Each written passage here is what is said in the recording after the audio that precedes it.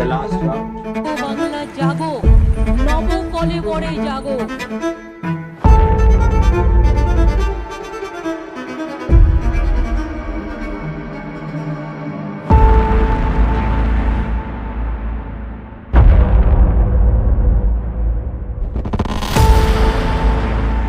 स्वागत है आप सभी का हमारे YouTube चैनल पर।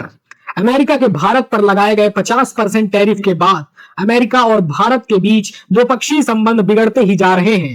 इसमें भारत की विदेश नीति और अमेरिका की दमनकारी नीतियां जिम्मेदार हैं।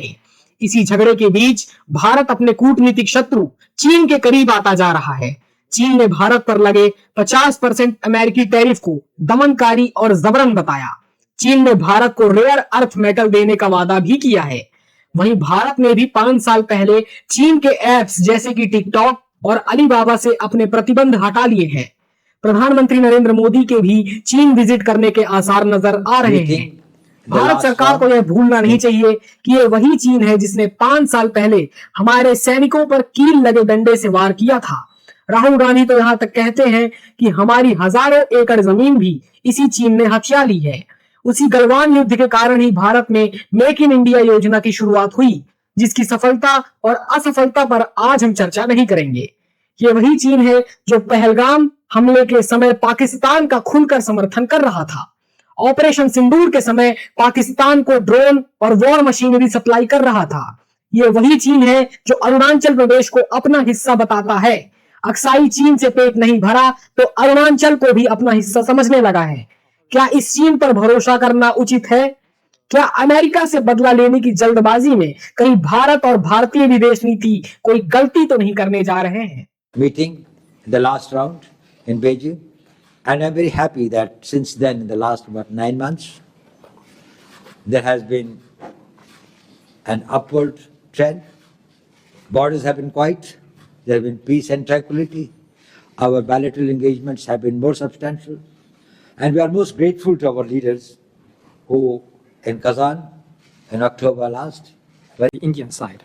Now, the bilateral relationship is facing an important opportunity of improvement and growth. The Chinese side attaches great importance to the Prime Minister's visit to China to attend the SCO summit at our invitation.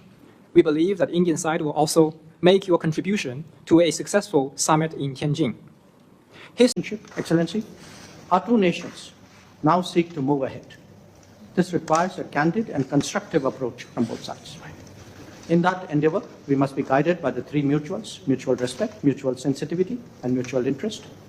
Differences must not become disputes. वहीं अगली खबर की ओर रुख करें तो ममता बनर्जी की party TMC ने PM और मंत्रियों को गिरफ्तार करने वाले बिल पर विचार करने के लिए बनाई गई जेपीसी को बकवास बताया है। साथ ही टीएमसी ने यह भी ऐलान किया कि वह इस जेपीसी में अपनी पार्टी का एक भी सदस्य नहीं भेजेगी। 22 अगस्त को पश्चिम बंगाल में होने वाली प्रधानमंत्री के जनसभा में भी ममता बनर्जी नहीं पहुंची थी। ममता बनर्जी का खुलकर विरोध कहीं न कहीं प्रधानमंत्री मोदी की गिरती साख को दर्शाता है। बांग्लार उदय तबेई विकसितो भारतेर जय। पश्चिम बंगाल फिर से भारत के विकास का पावर हाउस बन के रहेगा। इस संकल्प को लेकर हमें आगे बढ़ना है। भाजपा जो संकल्प लेती है वो सिद्ध करके दिखाती है। বাংলা জাগো, নবকলে বড়ে জাগো। সার্থক হও মাগো, পরিপূর্ণতায় তুমি জাগো। वहीं बिहार में राहुल गांधी और तेजस्वी यादव का पॉलिटिकल कैंपेन पूरी तरह से सुपरहिट होता जा रहा है। हजारों की भीड़ के बीच राहुल गांधी और तेजस्वी यादव पुरजोर तरीके से प्रचार कर रहे हैं तथा वोट चोरी के मुद्दे को आम जनमानस तक पहुंचा रहे हैं। यह लोगों का हुजूम देखकर भारतीय जनता पार्टी और जेडीयू के पाले में परेशानी की लहर दौड़ पड़ी है, क्योंकि जैसा कि हमने आपको पहले ही बताया कि कैसे प्रधानमंत्री मोदी का जो चार्म है, जो मोदी मैजिक आज से 5 साल पहले तक हुआ करता था, वो अब पूरी तरह से खत्म होता जा रहा है। और इसी का नतीजा है कि राहुल गांधी अब जनता के बीच ज्यादा लोकप्रिय होते जा रहे हैं। कहीं ये किसी बड़े सत्ता परिवर्तन का संकेत तो नहीं है? इसी तरह की डेली अपडेट्स के लिए सब्सक्राइब करें हमारा YouTube चैनल उत्कर्ष द्विवेदी स्वतंत्र को। धन्यवाद।